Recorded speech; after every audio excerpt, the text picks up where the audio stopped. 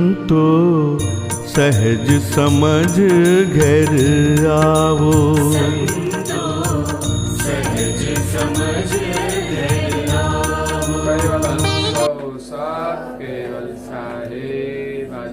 સૌને સત કેવલ સાહેબ, સત કેવલ સાહેબ.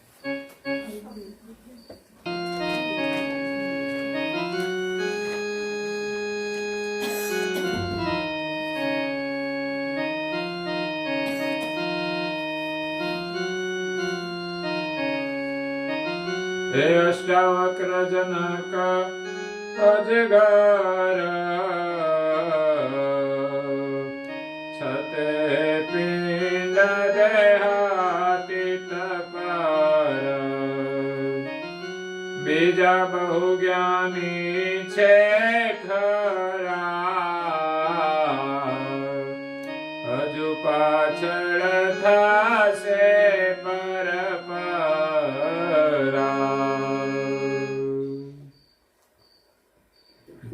પ્રેમ ભક્તજનો,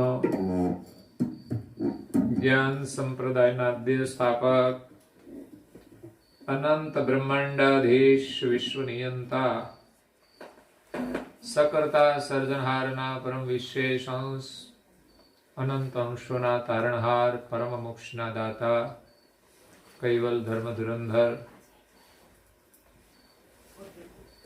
મહાન સમર્થ, પરમ શ્રેષ્ઠ, પરમ વિભૂતિવાન, પરમ દયાળુ, પરમ કૃપા નિધિ, સર્વજ્ઞ દિવ્ય પરમ ગુરુ શ્રીમદ કરુણાસાગર મહારાજ, જગતના જિજ્ઞાસુ અને મુમુક્ષુ અંશોને યથાર્થ જ્ઞાનનો ઉપદેશ આપતા સ્વરચિત અગાધ બોધ ગ્રંથના 5મા અંગની ચોથી ચોપાઈની વિશે કહે છે કે અષ્ટાવક્ર જનક અજગર છતે પિંડ દેહાતીત પર. અંગનું નામ છે બ્રહ્મવેતા, જ્ઞાની, દર્શી. આ જગતની અંદર અનેક મહાપુરુષો થઈ ગયા જે બ્રહ્મવેતા કહેવાય, બ્રહ્મ જ્ઞાની અને બ્રહ્મદર્શી. બ્રહ્મ એ પ્રકાશ છે. આ સૃષ્ટિ બ્રહ્મની અંદર છે. તો પરમ ગુરુ એમ કહે છે કે આ જગતની અંદર બ્રહ્મને જાણનારા જે મહાપુરુષો થયા એના 3 વર્ગ છે. બ્રહ્મ જ્ઞાની, જેને બ્રહ્મનું જ્ઞાન મળ્યું પણ બ્રહ્મનો અનુભવ નથી એની પાસે. બ્રહ્મની સમજણ મળી કે આ બ્રહ્મ બધે જ છે, બ્રહ્મ વિના કોઈ વસ્તુ ખાલી નથી.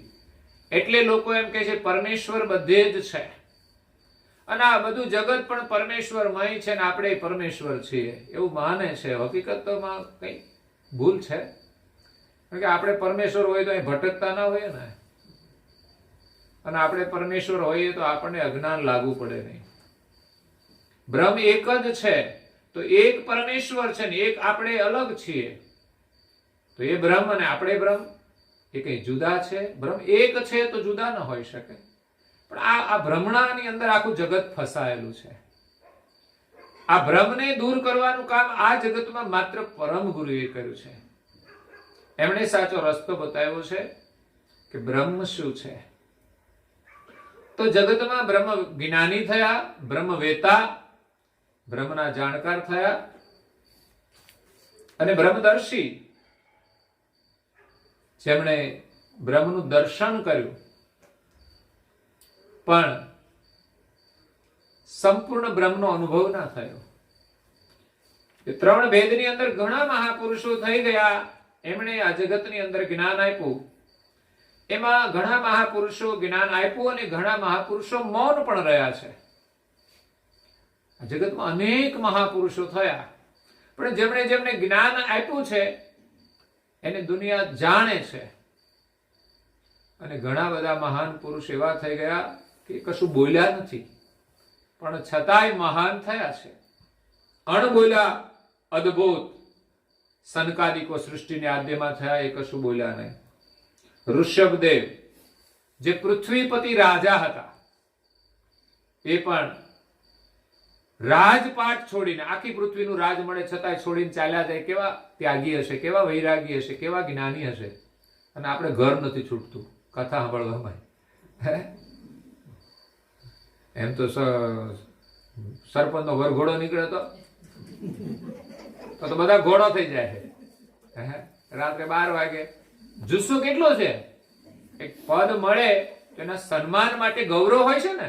કેટલા દિવસથી મહેનત કરતા હતા અને વિજય મળે તો સ્વાભાવિક છે કે નહીં. રાત્રે 12 વાગે હોય તો આપણે જઈએ. મેં કીધું હવાર કાઢ્યો તો સારું હતું. એમ બધા અંધારામાં તો મજા ના આવે. પણ લગ્નના વરઘોડા અંધારામાં નીકળે, પણ એમાં તો લાઈટો કેટલી હોય. અને આ હું કોઈ એક લાઈટ તમને લાવ્યા. લાઈટ કમસે કમ હોવી જોઈએ. એમ લાગે ને પ્રસન્ન છે, એવું લાગે કે નહીં હવે બરાબર. અંધારું નહીં લાગતું લાઈટ વગર. હમણાં બંધ કરો તમને એવું લાગશે કે હા આટલું તો જોઈએ જ અજવાળું. લગ્નમાં તો કેટલા ફોક્સ મૂકે, ફ્લડ મૂકે. એટલે તમારે એક ફ્લડ તો લાવવો જ. જો કે આપણે વસાયો છે એટલે તમારે ચિંતા જ નથી કે ખાલી આવીને બેસવાનું જ છે, સાંભળવાનું છે શાંતિથી. એટલે સરપંચની શોભાયાત્રા હોય તો એને એમ જુસ્સો હોય, એમ આપણને પણ સત્સંગમાં જવાનો એક જુસ્સો હોવો જોઈએ. એટલે ઘણા મહાપુરુષો થયા જે રાજાઓ હતા, આખી પૃથ્વીના રાજાઓ, છતાં પણ રાજપાટ છોડીને પરમાત્માને પામવા માટે નીકળી ગયા છે. તો આપણે જ્યાં સુધી આ મોહ અને માયા નહીં છોડીએ, આ વસ્તુ નહીં સાંભળીએ, ત્યાં સુધી તો આ વસ્તુ મળવાની નથી. પહેલા સમજવી પડશે. એટલે હું વારંવાર આગ્રહ રાખું છું કે ગ્રંથોનો પણ અભ્યાસ કરજો, એની પણ રુચિ રાખજો. જીવનમાં જેટલું છોડી શકાય ને એટલું છોડવા પ્રયાસ કરજો. છેલ્લા દાડે તકલીફ ના પડે. બધું એક સાથે છોડવાનું થાય તો તકલીફ બહુ પડે. પણ સમજણ આવી જાય ને તો એક ઝટકે બધું છૂટી પણ જાય. પણ એવું નહીં કે પછી પત્ની હારે બનતું નથી એટલે પછી આપણે હલો સાધુ બની જઈએ. એવો વૈરાગ નહીં. સમજણથી પત્ની હારે બહુ સારું છે પણ છતાંય મોહ છોડીને જવું છે. પણ કમસે કમ સત્સંગમાં જઈએ, સારી પ્રવૃત્તિમાં જઈએ તો એ મહાન પુરુષો થઈ ગયા. એનો ત્યાગ મહાન હતો. ઋષભદેવ, એના 9 પુત્રો, આ રાજા હતો, એના 9 પુત્રો યોગી થઈ ગયા. હવે રાજાના પુત્રો, આખા પૃથ્વીનો રાજા, હવે એને તો કેટલું સામ્રાજ્ય હોય. આપણા ઘરે છોકરાને જાવા જલાલી હોય પછી છોકરા મંદિરમાં જાય, હાથું કેજો. કારણ કે વૈભવ હોય પછી તો ગાડીમાં જ ફરે. એટલે છોકરાને જરૂરિયાત પેલા ગાડી ના આપવી, કારણ કે એને સારા સંસ્કાર આપવાના છે. ફરતા થઈ જાય એટલે પછી આ કામ ના કરી શકે. એટલે એની જરૂરિયાત પ્રમાણે નિયમમાં રાખવાના. એવું નહીં કે આપણે એને સુવિધા ના આપીએ, સગવડ ના આપીએ, પણ સંસ્કારનું કામ પેલું કરવાનું, પછી એને સાધન આપો તમે, જેથી સાધનનો દુરુપયોગ ના થાય. એટલે એક પૃથ્વીપતિ રાજાના 9 પુત્રો યોગી થઈ ગયા.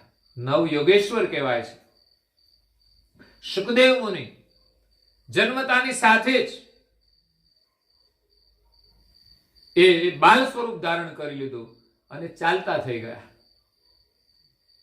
સંસારનો મોહ છોડીને. જે સુખદેવ મુનિએ પરીક્ષિત રાજાને ભાગવત સંભળાવ્યું, જેની કથા બહુ સાંભળે છે. નારદ મુનિ, એને તો આપણે બધા ઓળખીએ, ગામડે ગામડે હોય જ લગભગ એકાદ નારદ. અહીંનો અહીંયા લઈ જાય, હળગાવાનું કામ કરે.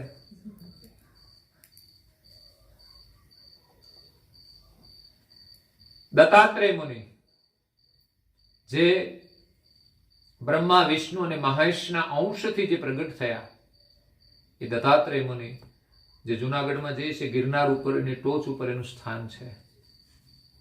જવું હોય તો કહેજો, હમણાં જવાના છીએ. હજુ જો કે જુનાગઢ હવે અડધે સુધી જવાય છે, લીપ આવી ગઈ છે એટલે અમે જઈ આવ્યા.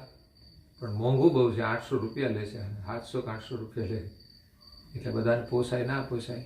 પણ ચાલવાની દ્રષ્ટિએ આપણને બહુ વાંધો ના આવે કે એમાં બેસી જઈએ તો અડધે સુધી જવાય, અડધેથી પછી ચાલવાનું.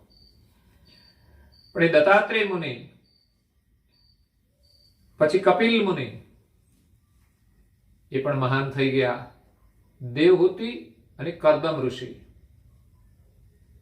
એમના પુત્ર તરીકે આ કપિલનો જન્મ થયો હતો. એને 9 કન્યાઓ હતી. 9ધા ભક્તિના રૂપમાં પ્રગટ થઈ હતી. એટલે આપણા ઘરમાં જે કન્યાઓ છે ને ભક્તિ સ્વરૂપા હોવી જોઈએ. એને એવા ભક્તિના સંસ્કાર આપો. એક ભક્તિનું રૂપ છે. એટલે દીકરીઓ બધી જે અત્યારે સાંસ્કૃતિક કાર્યક્રમ કરે છે એમાં એક રસ લે તો એક સારી વસ્તુ છે. એની અંદર એક સારા સંસ્કારોનું નિર્માણ થાય. એટલે સારા કાર્યોમાં જોડાવું જોઈએ. એમાં ન જોડાવું એ આપણા માટે મોટું એક નુકસાન કહેવાય. એ લાભ આપણે જતો કરી દઈએ તો એ નુકસાન છે. અને મહેનત કરો એની પાછળ તો એનું આપણને ફળ મળે છે. તો એવી 9 દીકરીઓ અને પછી 10મા દીકરાનો જન્મ થયો. આમ તો દીકરા અને દીકરીની વાત આવે ત્યારે પેલો દીકરો જન્મે પછી બહુ આગળ પરિવારની બહુ ચિંતા નહીં. પછી દીકરી આ જરૂર જ નહીં. દીકરીની એને પરણાવવા માટે જરૂર પડે પણ પછી દીકરો જન્મે એટલે દીકરીની જરૂર નહીં, એને ચિંતા નહીં. અને દીકરી જન્મી હોય તો પછી આગળ પાછી આશા હોય કે હજુ દીકરા વગર તો સંસાર અધૂરો રહેશે. એટલે દીકરીમાં પણ પ્રેમ રાખો એટલો જ દીકરામાં પણ એટલો જ પ્રેમ રાખો. તમને એમ લાગવું જોઈએ કે દીકરી વગરનું પણ ઘર જરા એવું લાગે આપણને. એટલે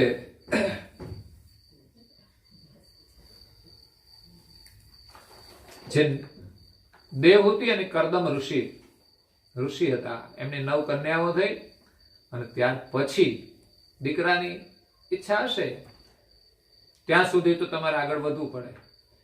તો એ કપિલનો જન્મ થયો એ વિષ્ણુનો અંશ હતો. અને એમણે સાંખ્ય શાસ્ત્રનું નિર્માણ કર્યું. અને આ જગતની અંદર સાંખ્ય શાસ્ત્ર એમ કહે છે કે આ શરીરના તત્વો બાદ કરતા શેષ જે વધે એ ચૈતન વસ્તુ છે, એ પરમ તત્વ છે. જે મહાપુરુષોએ સપ્ત ભૌમ જણે બાંધે મિલ, 7 ભૂમિકા ની એમણે મોટી મિલો બાંધી છે. 7 ભૂમિકા આપણા જીવનની અંદર આવતી હોય છે, એનો એને અનુભવ કર્યો છે. એવા એ મહાન પુરુષો હતા. જે કશું કોઈ બોલ્યા કોઈ ન બોલ્યા એ બધા જ જે બ્રહ્મજ્ઞાની પુરુષો હતા એનું પરમ ગુરુ વર્ણન કરે છે કે અષ્ટાવક્ર જનક અજગર. અષ્ટાવક્ર મુનિ એ મુનિ હતા પણ એના 8 અંગ વાંકા હતા એટલે એનું નામ અષ્ટાવક્ર પડ્યું એમ ઇતિહાસ કહે છે. આ અષ્ટાવક્ર મુનિ એક કહોડ મુનિ હતા, એમના પુત્ર હતા. અને એમની માતાનું નામ હતું સુજાતા. આ કહોડ મુનિ એમના જે ગુરુ હતા એમના આશ્રમમાં ભણતા હતા. બહુ જ વિદ્વાન પુરુષ હતા, હોશિયાર વિદ્યાર્થી હતા. એટલે એમના ગુરુએ એમની દીકરી સુજાતાને એમની સાથે પરણાવી કે આ શિષ્ય બહુ યોગ્ય છે, મારી દીકરી એને આપવા યોગ્ય છે. આવી રીતે સંબંધો થતા હતા, સંસ્કાર હતા, એમ જોઈને એના સંબંધો થતા હતા. અને એમને ત્યાં આ સંસ્કારી અષ્ટાવક્રનો જન્મ થયો. એના 8 અંગ વાંકા હતા પણ એની અંદર જ્ઞાન જે હતું એનાથી તે પૂર્ણ હતા. એના જીવનના કોઈ અંગ વાંકા નહોતા. એટલે એવા અષ્ટાવક્ર મુનિ એ જનક રાજાના ગુરુ બન્યા હતા 14 વર્ષની ઉંમરે. એટલે જનક એક રાજા હતા. અને બીજી આપણે ઓળખ જાણીએ છીએ કે સીતા જે મૈયા છે જેમના વિવાહ રામચંદ્ર સાથે થયા એ સીતાના પિતા હતા. અને સીતા એમને મળી હતી પૃથ્વીમાંથી, એટલે પૃથ્વી પુત્રી પણ કહેવાય છે, ધરતી માતાની પુત્રી પણ કહેવાય છે. અને આખર ધરતીમાં સમાઈ ગયા. તો એ જનક રાજા વિદેહી હતા. દેહ છતાં દેહથી પર એમની વૃત્તિ હતી. દેહ ભાવમાંથી એમણે બહાર અનુભવ કર્યો એ અષ્ટાવક્ર ગુરુ દ્વારા. તો જ્ઞાની ગુરુથી એમને એ અનુભવ થયો જેનાથી એમને વિદેહ દશા પ્રાપ્ત થઈ. અજગર એક મુનિ હતા. એના વિશે બીજો કોઈ ઇતિહાસ નથી. પણ અહીંયા પરમ ગુરુએ એમનું નામ લખ્યું છે. છતે પિંડ દેહાતીત પર. અષ્ટાવક્ર મુનિ વિદેહી હતા, દેહથી તીત, આ શરીર ભાવથી પર હતા. જે પરમ તત્વ છે એનો એને અનુભવ કર્યો હતો અષ્ટાવક્ર મુનિએ. એ અનુભવ એમણે જનક રાજાને આપ્યો, અને અજગર મુનિ પણ એ અનુભવી હતા. દેહ છતાં વિદેહ, સંસારમાં રહેવા છતાં શરીરનો કોઈ મોહ ન રહે, શરીરનું કોઈ આકર્ષણ, દેહ ભાવમાં નહીં જીવવાનું. શરીર ભાવ માટે કોઈ આકર્ષણ નહીં, કોઈ ઈચ્છા નહીં, પણ હું આત્મા છું. એ આત્માની અંદર એમની દ્રષ્ટિ હોય છે કે હું આત્મા છું તો મારે શું કરવું જોઈએ. શરીર સુખની ચાહના નથી, પણ એ પોતે જે આત્મા છે એ ભાવથી વર્તન કરે છે. એટલે કોઈની સાથે એ શરીર ભાવથી વર્તન ન કરે. કોઈના પ્રત્યે રાગ નહીં, કોઈના પ્રત્યે દ્વેષ નહીં, કોઈ કામના નહીં, કોઈ ક્રોધ નહીં, કોઈ લોભ નહીં. એ રાજા હતા, પણ એક ચૈતન્ય ભાવથી વિદેહ દશામાં રહી અને રાજ ચલાવતા હતા. એ તો રાજનો ઠાઠમાઠ તો બહુ રજોગુણી હોય, રાજાઓ તો બહુ અહંકારી પણ હોય, પણ આ વિદેહી દશા એમને પ્રાપ્ત થઈ હતી. એટલે એ વિદેહ દશામાં રહીને રાજ ચલાવતા હતા. બસ પ્રજાના હિતનો જ વિચાર. આજે બહુ ઓછા રાજા એવા જોવા મળે. જો કે મને લાગે છે કે આજના વર્તમાન જે પ્રધાનમંત્રી છે એ એવા રાજા છે કે જેમણે પોતાના શરીર સુખનો ત્યાગ કરીને, પરિવારનો ત્યાગ કરીને, એની પત્ની હારે કોઈ ઝઘડો નથી થયો. નહીં તો ઘણા લોકો ત્યાં ફરિયાદ કરે કે તમે તો સ્ત્રીઓ માટે કામ કરો છો, તમારા પત્ની તમે રાખતા નથી. ફરિયાદ કરવા વાળા હોય ને, વિપક્ષ વાળાને આ બુદ્ધિ શું છે? પણ એમણે પત્નીનો ત્યાગ કર્યો છે. એક દિવસ રામે પણ સીતાનો ત્યાગ કર્યો હતો. જંગલમાં મૂકી આવ્યા હતા ને, તો રામને ના લાગુ પડે કે રામ તો રાજા છે, પત્નીનો એમણે ત્યાગ કરી દીધો તો અન્યાય કર્યો? ના, એને ન્યાયથી ત્યાગ કર્યો હતો. એમ અહીંયા પણ એમનો એક વૈરાગ ભાવ હતો. દેશ માટે એમણે પત્નીનો ત્યાગ કર્યો છે.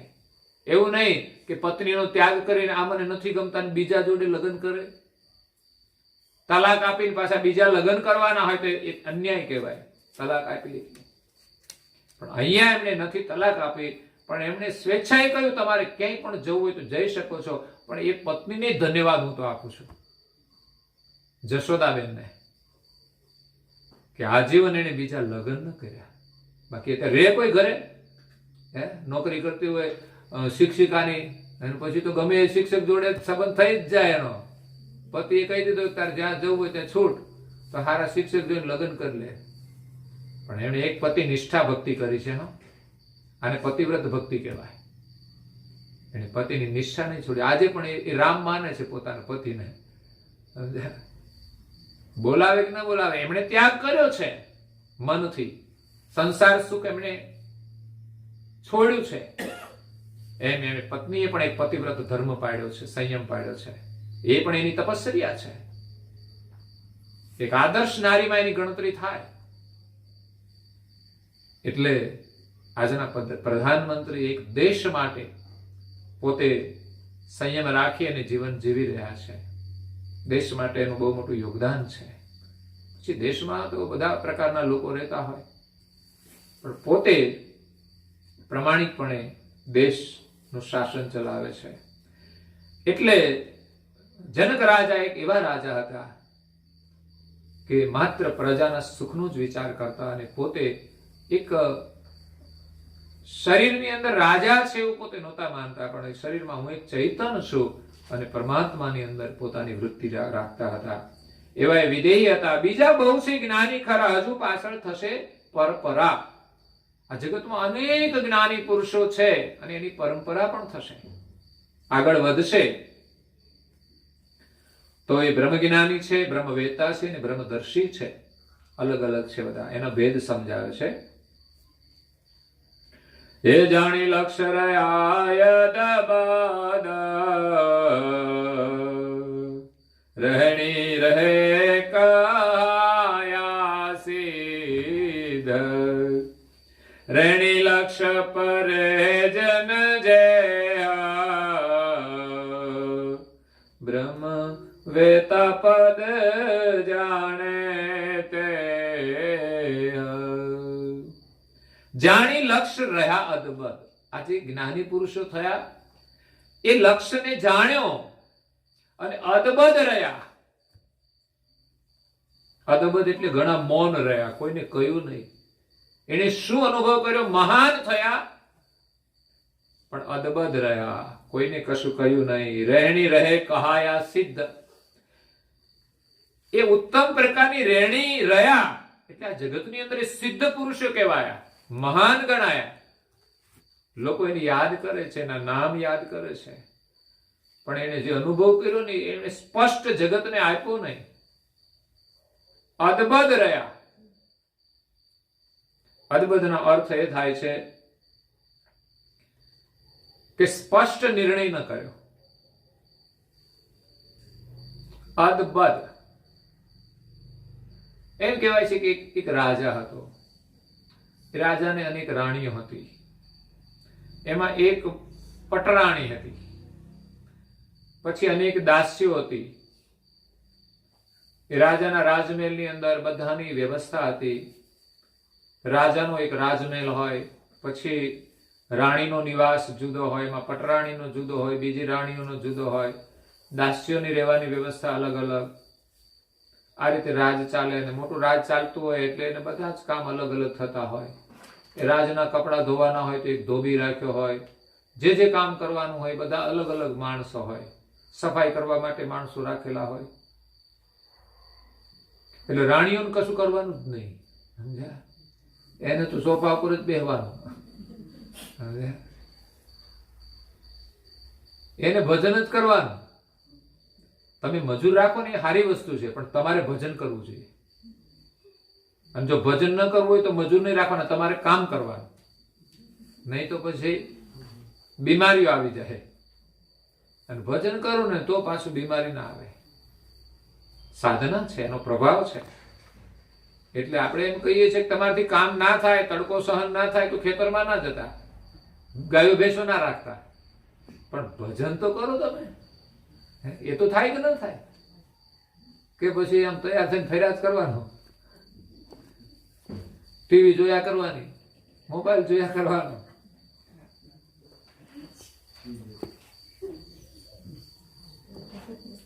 એટલે ભજનને પ્રાથમિકતા આપજો. અહીંયા રાણીઓ બીજું ઘણું વિશેષ કાર્ય કરતી હોય છે. એમાં એક દિવસ રાણીવાસની અંદર જે રાણીનો નિવાસ હતો ત્યાં એક કાળો વાવટો ફરકાવી દીધો. એમાં થયું એવું કે રાણીના જે કપડા બધા હતા ધોવા માટે જતા, એ એક દિવસ ધોબી આવ્યો ને એટલે કોઈ રાજના માણસને મોકલ્યો કે આજે ધોબી કેમ આવ્યો નથી, આજના કપડા આવ્યા નથી. પૂછાયું તો ધોબીએ કેવડાવ્યું કે આજે અમારો મિયાણો મરી ગયો છે. હવે મિયાણો ભગવાન જાણે શું હોય, પણ એને કોઈકનું મરણ થયું એવી ખબર પડી એટલે રાણીએ વાવટો ફરકાઈ દીધો કે આ રાજનો માણસ કહેવાય. રાજમાં જે કામ કરતા હોય એ રાજના માણસ કહેવાય, એટલે આપણે એક દિવસ શોક રાખવો જોઈએ.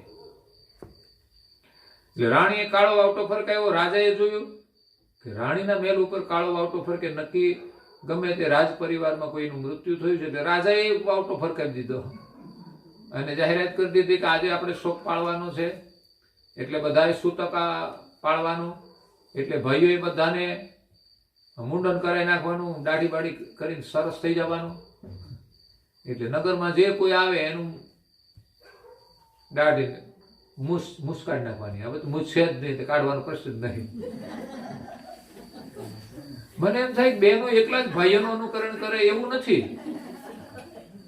બહેનો એ ભાઈઓના કપડા પહેરવા અનુકરણ કર્યું ભાઈઓનું, અને ભાઈઓએ અનુકરણ કર્યું કે આપણે મૂછો કાઢી નાખીએ એટલે કમસે કમ એમના જેવા તો દેખાઈએ. સમજ્યા? મને બીજી કોઈ બાબતમાં ભાઈઓ અનુકરણ નથી કર્યું, પણ એક જ બાબતમાં કર્યું. સમજ્યા? મૂછો હતી ત્યાં સુધી બહેનો કોઈ છે ને સામું નહોતા બોલતા, અને હવે બોલતા થઈ ગયા. બોલો હવે હા, મૂછોથી જ ડરતા હતા બહેનો પહેલા તો, કે આવડી મોટી મૂછો હોય, આનાથી ગભરાઈ જાય, બોલાય નહીં. એટલે રાજાએ આદેશ આપી દીધો, આજે શોક પાડવાનો છે, એટલે બધાને દાઢી મૂછ ને બધું કાઢવા માંડ્યા. અને એક મહાત્મા આવ્યા, દાઢી ને જટા. પેલા લોકો કહે, મહારાજ બે જાવ, કે શું છે? તો બસ રાજાનો શોક છે, એટલે બધાને આજે જે કોઈ હોય બધાને શોક રાખવાનો, રાજાનો આદેશ છે. પણ પેલા મહાત્મા કે પણ શાનો શોક છે એ તો કયો મને. તો કે એ તો કે છે પ્રધાનને ખબર. અને પ્રધાનને આદેશ આપેલો, એટલે પ્રધાનને મહાત્માએ પૂછ્યું, ભાઈ આજનો શોક છે શાનો, આ દાઢી કાઢવાનું પણ કરવાનું? તો કે એ તો રાજાને ખબર. એ રાજા પાસે ગયા કે આજે શાના માટે આ શોક છે? તો કે રાણીને ખબર છે. રાણીને પૂછ્યું શાનો શોક છે? કે ધોબીને ખબર. ધોબીને જઈને પૂછ્યું મહાત્માએ કે ભાઈ આજે શોક શાનો છે? તો કે મારો મિયાણો મરી ગયો. તો મિયાણો કોણ છે? તો કે અમારો કપડા લાવવાનો જે ગધેડો હતો ને એ મરી ગયો છે. આ ગધેડાનો શોક પાડે છે, જાણ્યા વગર, સમજ્યા વગર. આંધળે બેરું કૂટાય છે એમ આ જગતની અંદર સત્ય વસ્તુનો નિર્ણય ન કર્યો કે આ જગતના માલિક કોણ છે, અને બધા અદબદ રહ્યા. જે મહાપુરુષે જે અનુભવ કર્યો પણ સ્પષ્ટ ના કર્યું, ત્યારે જાણી લક્ષ રહ્યા અદબદ. આગળ મહાપુરુષે કઈ અનુભવ કર્યો પણ પાછળ વાળા બધા અદબદ રીતે જ ચાલે છે કે આપણે મુંડન કરાવો, બીજું શું. ત્યારે રેણી રહ્યા કહ્યા સિદ્ધ. એ મહાન પુરુષો રેણીથી સિદ્ધ થયા, મહાન થયા. કોઈ પણ માણસ સાધના કરે એની સિદ્ધિ પ્રાપ્ત થાય એટલે આ દુનિયાને મહાન તો માને જ છે. આપણે એક નાનું વ્રત કરીએ ને તો એ ઘરમાં પ્રભાવ પડે કે અમારા બેન તો બહુ સરસ વ્રત કરે છે, અમારા ભાઈ સરસ વ્રત કરે છે. કઈ પણ વ્રત કરો તમે, સારો નિયમ રાખો ને, ઘરમાં કંઈક આમ પ્રભાવ પડશે. પછી નાનકડા નિયમથી શરૂઆત કરો. મંદિરમાં જવાનું, હું તો વારંવાર બધાને કહું છું કે મંદિરમાં તો આવવું, તમારે 2 ટાઈમ આવવું. પાનના ગલાની મુલાકાત લોકો 2 નહીં 3 વાર લેશ. બોલો તમે હું માનો છો? હવે 135 માંથી 138 થઈ.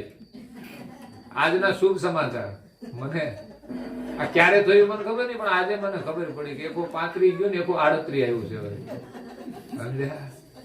બોલો, આને લેવા 3 વાર જાય અને ભગવાનના આશીર્વાદ લેવા. આ માતાએ જો આજે પ્રાર્થના કરી છે ને, એને મને ખબર છે, રડતા રડતા આ રાજકુમાર માટે. એ રાજકુમારની ખબર ના હોય કે માતાએ કેટલી પ્રાર્થના કરી છે એની બીમારી માટે. જો એ પ્રાર્થના એને ખબર હોય ને તો પછી જીવનમાં ક્યારે માને ભૂલે નહીં, માને છોડે નહીં, એને તરછોડે નહીં. માની વેદનાઓ શું છે પુત્ર માટે. એટલે પરમ ગુરુની પ્રાર્થનાનું ફળ પણ આપણને અવશ્ય મળે છે. આજે એની જ કથા છે, એમના સંકલ્પની. અને રોજે આવીને પણ એમણે પ્રાર્થના કરી છે. મને પણ કીધું પ્રાર્થના તમે કરજો. મેં કીધું મારે તો કરવાની જ હોય ને, તમે કયો એટલે. મેં કીધું તમે 100 પ્રકરણમાં કરજો ને હું કરીશ. મને તો આમ 100 પ્રકરણમાં કરીએ ત્યાં સુધી પરમ ગુરુનું એ જ સ્મરણ થાય, અને શા માટે આપણે કરીએ છીએ એનું પણ સ્મરણ થાય. એટલે પરમ ગુરુને આપણે 100 પ્રકરણમાં કરીએ એટલે અડધો કલાક પ્રાર્થના થાય એની. આમ બેઠા બેઠા તો આપણે કેટલી પ્રાર્થના કરીએ, એકવાર કહીને ઊભા થઈ જાય, બરાબર. પણ 100 પ્રકરણમાં કરો એટલે શા માટે તમે પ્રકરણમાં કરો છો, એ કાર્યના માટે પ્રાર્થના કરવાની. એટલે પ્રકરણમાં થાય ત્યાં સુધી પ્રાર્થના જ થાય. એટલે આમ તો હું ગયો ત્યારે એને કહ્યું તું 100 પ્રકરણમાં કરીને જજે, પણ ત્યાં દેશમાં હવે કઈ કારણથી બીમારી લાગી ગઈ. નહીં તો આ તો અમારો ક્રિકેટનો ફાસ્ટર ખેલાડી છે, માસ્ટર છે, આમ હિંમત વાળો. પણ હવે કર્મ સંજોગે કઈ બીમારી લાગુ પડી ગઈ. બાકી આવા યુવાનોને બીમારી ના લાગે. અને પાછું એને પરત આવવું પડ્યું એટલે મુશ્કેલીનો સામનો કરવો પડ્યો. પણ હિંમત હારવાની નહીં. આપણે તો જીવનમાં એકવાર મુશ્કેલી આવે ને પછી આપણામાં હિંમત વધારે આવી જાય સફળતા માટે. ક્યારે નિષ્ફળતાથી નિરાશ ન થવું. હંમેશા આશાવાદી બનીને આપણે આગળ વધીશું તો પરમાત્મા આપણને ચોક્કસ સહાય કરે છે અને આપણને અવશ્ય સફળતા મળે છે. એટલે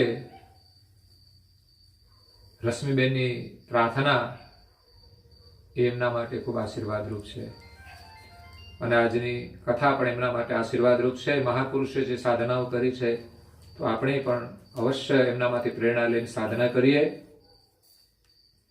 તો અહીંયા મહાન પુરુષો જે થઈ ગયા, રહેણી લક્ષ પરે જન જય બ્રહ્મ વેતા પદ જાણે તે. હવે જે મહાન પુરુષો ઉત્તમ રહેણી કરી અને મહાન થઈ ગયા, પણ એનાથી પણ પર જે અનુભવ છે, આ મહાપુરુષો જે સિદ્ધ થયા એને પામી ન શક્યા એટલે અદબદ રહ્યા. પણ છતાંય દુનિયા એમ માને છે કે આ તો મહાન પુરુષો છે. એને ખબર નથી કે આ મહાપુરુષોએ કેવો અનુભવ કર્યો છે. મહાન થયા એ મહાન રેણીથી થયા, પણ પરમ ગુરુ એમ કહે છે કે એને અનુભવ જગતને આપ્યો નહીં, જે અદબદ રહ્યા. પણ દુનિયા એને મહાન માને છે. પણ એ જે નથી જાણતા, જે પદ સિદ્ધ પુરુષો થયા, રેણીથી મહાન થયા, પણ છતાંય જે પદ અદબદ રહી ગયું, જે જગતને એમણે આપ્યું નહીં, જે જગતથી એ પણ અજાણ રહ્યા, તો એ બ્રહ્મવેતા પુરુષો એ પદને જાણે છે. એને બ્રહ્મવેતા કહ્યા છે કે બ્રહ્મના જે વેતા. જગતમાં અનેક મહાન થયા, વાતો બધા બ્રહ્મની જ કરે, પણ બ્રહ્મવેતા પુરુષો કોઈ કોઈ થયા છે. બાકી બધા બ્રહ્મ જ્ઞાની હોય, બ્રહ્મદર્શી હોય, અને ઘણા તો સિદ્ધ પુરુષો થયા. રેણી ઉત્તમ રહ્યા એટલે સિદ્ધ થયા. ઘણા કોઈ ઉપવાસી થયા, કોઈ કઈ પ્રકારના નિયમ પાળ્યા, કેવી સાધનાઓ કરી, એનાથી ઉત્તમ જીવન જીવ્યા. પણ બ્રહ્મનો અનુભવ એનાથી ઘણો દૂર હતો એટલે જગતમાં અદબદ રહ્યા. એટલે બ્રહ્મ એક બ્રહ્માંડમાં સચરાચર વ્યાપક છે. એ બ્રહ્મને જેમ છે તેમ પામી શક્યા નહીં. અને બ્રહ્મવેતા પુરુષો મહાન થયા છે એનો અનુભવ પણ પરમ ગુરુ અહીંયા વર્ણવે છે. અદ્વૈત પણ તે ઘર નથી. બ્રહ્મ એક અદ્વૈત છે. અદ્વૈત એટલે એક જ બ્રહ્મ, બે નહીં કશું. એની અંદર બીજું કોઈ વસ્તુ આવે જ નહીં. બ્રહ્મ એટલે બ્રહ્મ, એની અંદર બીજો કોઈ મત જ ન હોય, બીજી કોઈ વાત નહીં, બીજું કોઈ સ્થાપન નહીં. હું ને તમે બે જુદા નહીં. પણ આ સંસારમાં તો બધું દેખાય છે ને, મારું ને તારું, મારું અને આ તારું, આ મારું ને આ તારું. પતિ અને પત્નીમાં મારું તારું આવી ગયું. બોલો, એ બે એક હોવા જોઈએ. કે આ મારું આમ કેમ કરી નાખ્યું તમે? આ મારું છે એમ. તમે જુઓ તો કબાટ હોય ને એના ખાના બે જુદા હોય ને, એકનું તાળું એને માર્યું ને એકનું બીજે માર્યું હોય. આ મારું ના તારું, એટલે ખાનગી માલ હોય. નહીં તો બે નું એક જ ખાનું રાખે તો કે આપણું એક જ છે ને. પણ બે જુદા રાખે સમજવાનો ભેદ ઉભો થયો છે. બાકી તો તાળું જ ના જોઈએ ઘરમાં, પણ તાળું આવે ત્યાંય ભેદ. તમે જુઓ તો મોબાઈલમાં તાળા મારી દેશે લોકો. બોલો, હે આ વિશ્વાસ છે કે નહીં? અને ક્યાંક ગડબડ હશે તો જ આ તાળા માર્યા હશે. એ તો મોબાઈલને લોક મારવાની જરૂર ખરી? ઘરમાં જ બધા રહેતા હોય, એકબીજાનો મોબાઈલ યુઝ કરી ના શકે, પણ ના થાય એવું હોય ત્યારે તાળા માર્યા હોય. અંદર ખાનગી માલ હોય, દાણચોરીનો માલ હોય, કઈક હશે ગમે તે, નહીં તો તાળું મારવાની જરૂર નહીં. લ્યો તો અહીંયા બ્રહ્મ એક અદ્વૈત પદ છે. તો દ્વૈત શામાંથી કાઢે કથી? જો એક જ વસ્તુ હોય, એની અંદર બીજી કોઈ વસ્તુ જ ના હોય, તો બીજું પદ કાઢે ક્યાંથી? તો આ જગત ઉત્પન્ન કેવી રીતે થયું એ કેવી રીતે કહી શકે કે આ જગત આવ્યું ક્યાંથી? કોઈ ત્યાં છોકરો જન્મ્યો તો ક્યાંથી આવ્યો, કોનો છે? તો ખબર પડે કે આમનો છે. પણ જ્યાં એક જ બ્રહ્મ છે, બીજું કઈ જ નથી, તો બ્રહ્મમાં જગત ઉત્પન્ન થયું કેવી રીતે? દ્વૈત પદ કાઢે ક્યાંથી? શું શાથી સામે રહે લક્ષ? શું શાનાથી થયું? તો પછી લક્ષ રાખવાનો ક્યાં? લોકો એમ કહ્યું કે આ બ્રહ્મ એક જ છે, તો આપણે પછી ભજન કોનું કરવાનું? પરમાત્મા એક સ્થાપન થાય તો આપણે પરમાત્મા જુદા થયા, તો એક બ્રહ્મની અંદર બે પદ ના હોય, જીવ અને ઈશ્વર. તો બે સ્થાપન કર્યું તો આવ્યું ક્યાંથી આ જીવ પદ? એક બાજુ એક બ્રહ્મ છે એમ કે, અને બીજી બાજુ આ બધું જોવા દેખાય છે આપણને બધું અલગ અલગ. લક્ષ્ય તો હોય પક્ષા પક્ષ. તો પછી કોઈ સ્થાપન કરે તો એની અંદર પક્ષાપક્ષ ઊભા થાય છે. એ સ્થળ છે આશે અજમાન.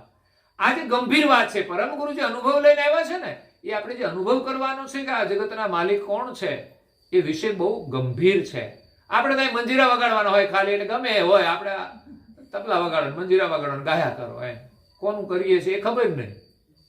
જે હોય આપણે, જે મહાન થઈ ગયા છે એના આપણે ગુણગાન ગાઈએ, વંદન કરીએ.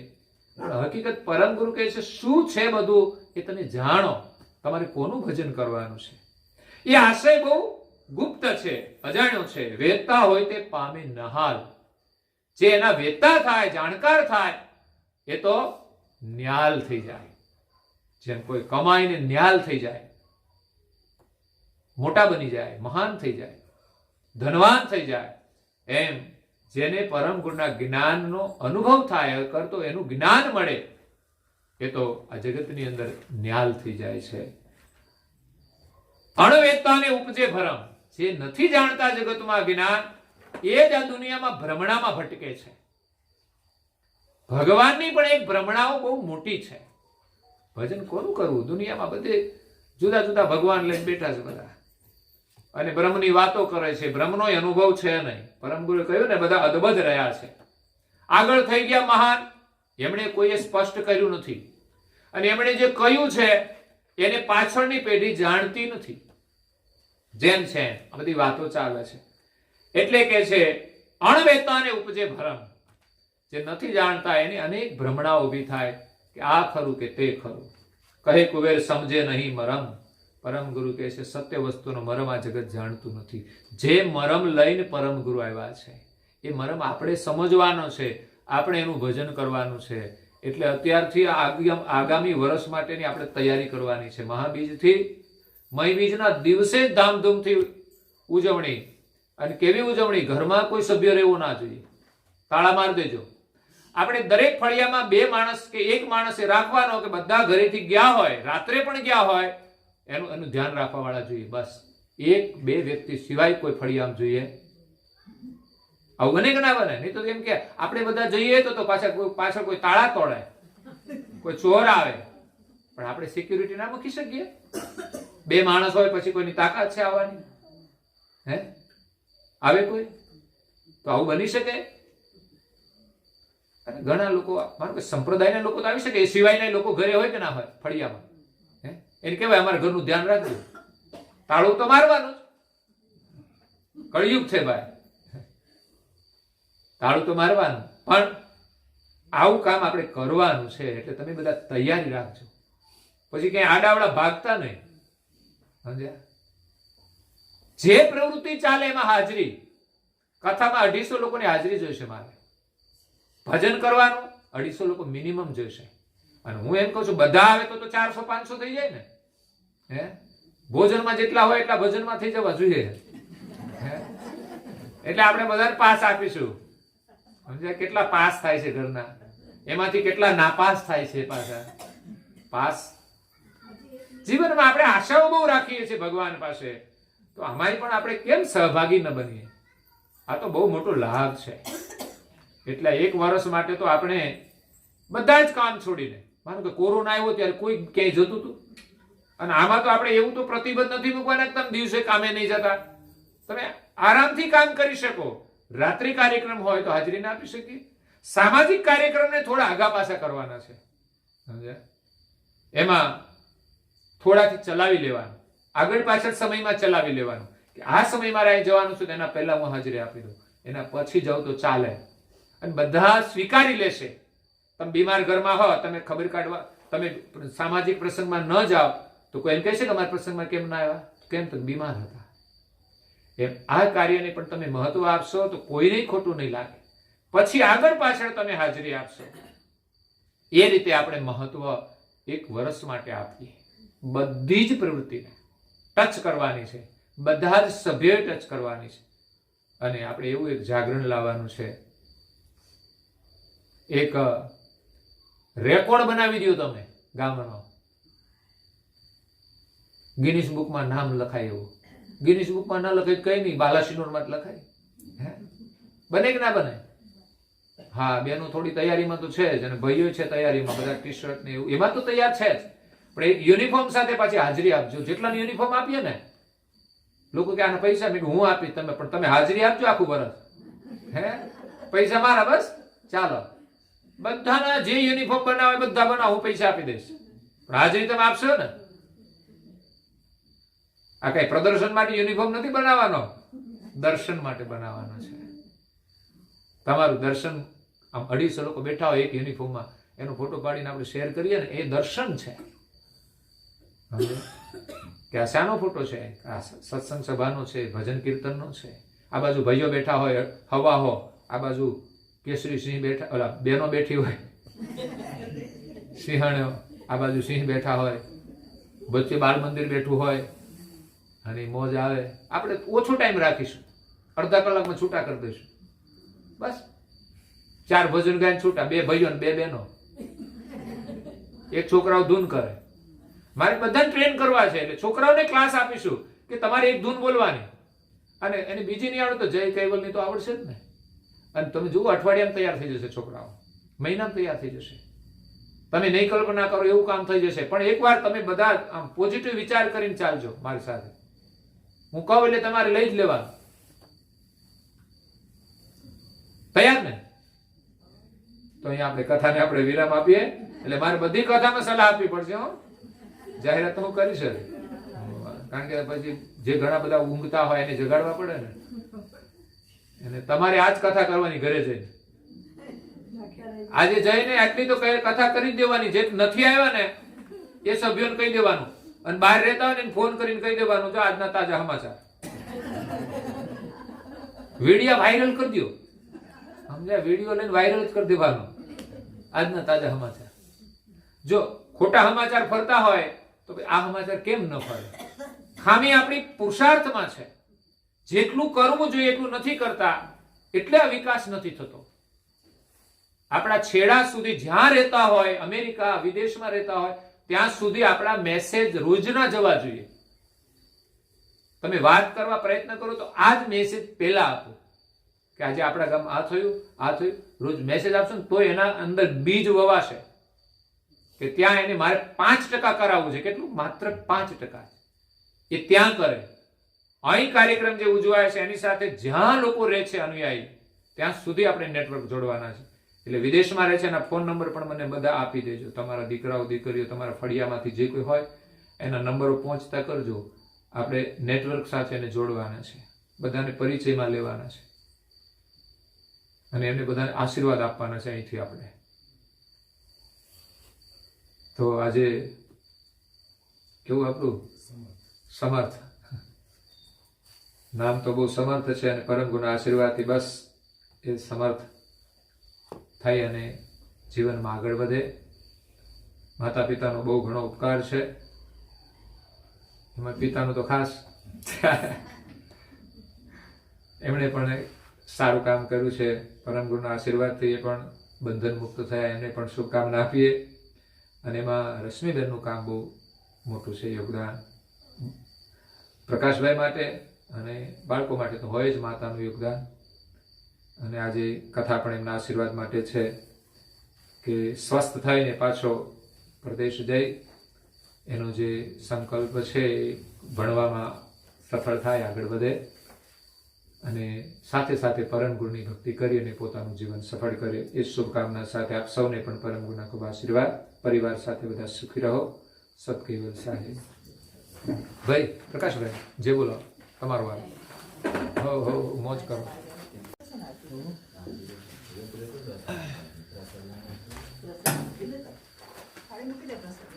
आदर्श वक्र स्वराज करुणेश कैवल करता है की जय. श्री कृष्ण स्वामी महाराज की जय. परम गुरु श्रीमद करुणा सागर महाराज की जय. द्वितीय कुबेराचार्य श्री नारायण दास महाराज की जय.